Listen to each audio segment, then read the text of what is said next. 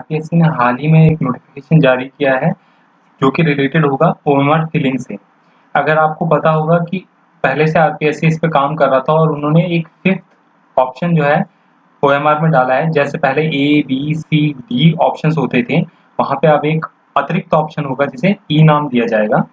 इस जो राउंड है या फिर इस गोले को या बबल को आपको फिल करना ही होगा। अगर आप उस प्रश्न को अनअटेम्प्टेड छोड़ देते हैं, अगर आप उसको अटेम्प्ट नहीं करते हैं तो भी आपको फिल कर। तो उस संबंध में एक नोटिफिकेशन इश्यू किया है कि अब एक फिफ्थ ऑप्शन भी होगा। लेकिन इंपॉर्टेंट चीज इसमें हम लोग देख लेते हैं कि एक तो हमें पता है कि जो एग्जाम है, जो एस्पिरेंट्स जब एग्जाम देते हैं इस तरह के, तो उसमें एक टाइम है, वो एक बहुत बड़ा चैलेंज उनके सामने होता है कि इसमें फॉर्म फिलिंग में, आंसर चेक करने में और फिर उसके बाद में ओएमआर फिलिंग में इसमें बहुत ज़्यादा टाइम लग जाता है। तो टाइम मैनेजमेंट पूरा गड़बड़ हो जाता है। उसको ध्यान में रखते हुए आरपीएससी ने कहा है कि आपको ये फॉर्म फिलिंग के लिए या फिर जो आप बबल फिल करेंगे उसके लिए आपको 5 मिनट एक्स्ट्रा मिलेंगे।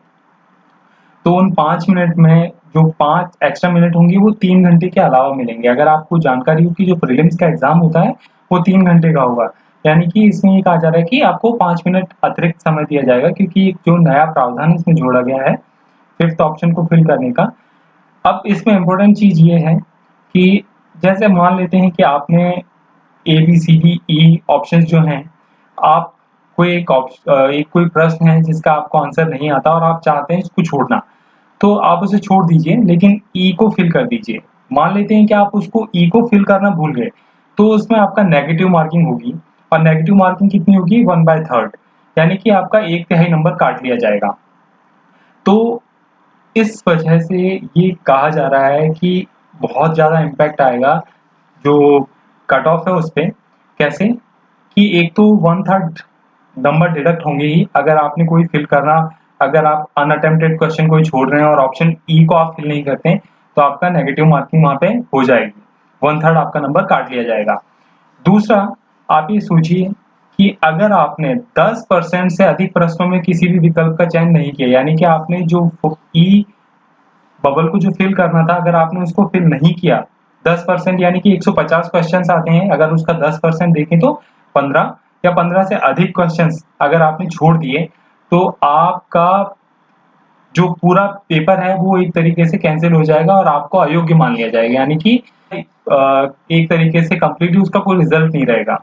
हो सकता है कि आपने 135 134 क्वेश्चन आपके एकदम सही हो, लेकिन अगर आपने 15 या 15 से ज्यादा जो अनअटेम्प्टेड क्वेश्चन है जिसमें ई आपको फिल करना था, अगर आपने वो फिल नहीं किया है, तो 12-13 तक तो आपका होता कि आप, या 14 तक आपका होता कि आपको 1/3 मार्क से पनिश किया जाता। लेकिन अगर इससे ज्यादा आप छोड़ देंगे तो इसमें पूरा का पूरा आपका जो है आपको अयोग्य घोषित कर दिया जाएगा और उसके लिए आपके अलावा वहां पे कोई चांस नहीं बचेगा इसके लिए। तो अगर आपने कोई ऐसा क्वेश्चन जहाँ पे ऑलरेडी आपने सही फिल किया है और वहां पे आपने गलती से ई फिल कर दिया, एक तो उसमें आपका मार्क्स डिडक्ट हो सकते हैं। एक आपने सोची कि आपने फॉर्म, जब आप ओएमआर को फिल कर रहे हैं और आपने ई बबल को फिल ही नहीं किया, तो अभी आपको 1/3 की पनिशमेंट मिलेगा। और अगर आपने 10% से अधिक क्वेश्चंस में ऐसा कर दिया, तो आपका पूरा का पूरा जो पेपर कैंसिल हो जाएगा, आपको अयोग्य घोषित कर दिया जाएगा। तो इन चीजों का बहुत ध्यान रखिएगा। एक रिसेंट जो है अपडेट है, जो हाल ही में आयोजित होने वाली जो प्रीलिम्स की एग्जाम है जो 1 अक्टूबर को आयोजित होगा, उसमें ये फॉर्मेट आने वाला है। तो बहुत ध्यान से इस चीज को अप्लाई कीजिएगा कि आप कम से कम अपने पास में 30 से 40 मिनट का टाइम लेकर के रखें कि आप ध्यान से सारे के सारे जो बबल्स हैं पहले उनको फिल करें, और जो रिमेनिंग बबल्स हैं जहां पे आप अनअटेम्प्टेड क्वेश्चंस हैं उसको भी फिल कीजिए। और आप ये कैलकुलेशन जरूर कीजिएगा कि 10% से ज्यादा ना छूटे किसी भी हालत में, चाहे आपके पास में टाइम कितना भी कम बचे। हालांकि 5 मिनट अतिरिक्त देने का घोषणा की गई है, बट फिर भी टाइम मैनेजमेंट का ध्यान रखना जरूरी है।